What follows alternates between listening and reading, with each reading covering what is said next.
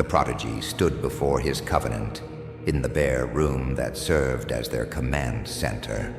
A single question hung in the air, charged with the weight of their mission. How do we inject the frequency of zenith into the bloodstream of the sleeping world? The banker's janitors ruled through a liturgy of pop culture, a religion of disposable hymns and manufactured idols designed to keep minds in a state of pleasurable distraction. They studied its grammar, its chord progressions, its addictive hooks, not as consumers, but as strategists reverse engineering a weapon system. They worship celebrity, the prodigy said, his voice calm.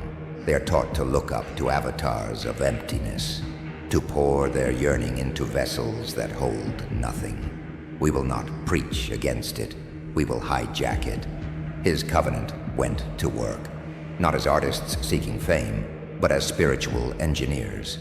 They produced a catalog of genius. Each song, each visual, each piece of content was engineered with 2 layers. The surface was flawless, hyper-addictive, sonic and visual architecture, an undeniable standard of competence. It had the hooks, the production, the polish to dominate any chart.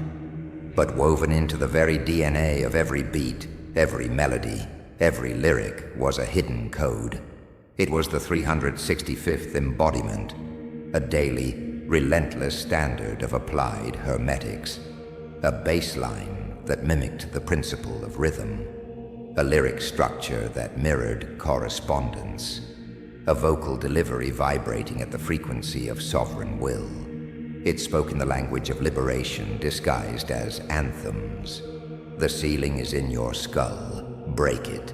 They tax your time, but not your light. You are the icon you've been waiting for.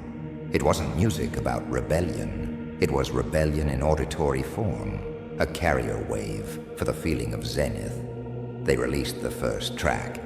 In 7 days, it was #1 globally, dethroning the biggest celebrity janitor of the season. The bankers celebrated. Streaming revenues soared. They saw a new product, a new star to commodify. They did not sense the antigen, now replicating in the culture's bloodstream. The quiet virus of awakening, hidden in every irresistible chorus.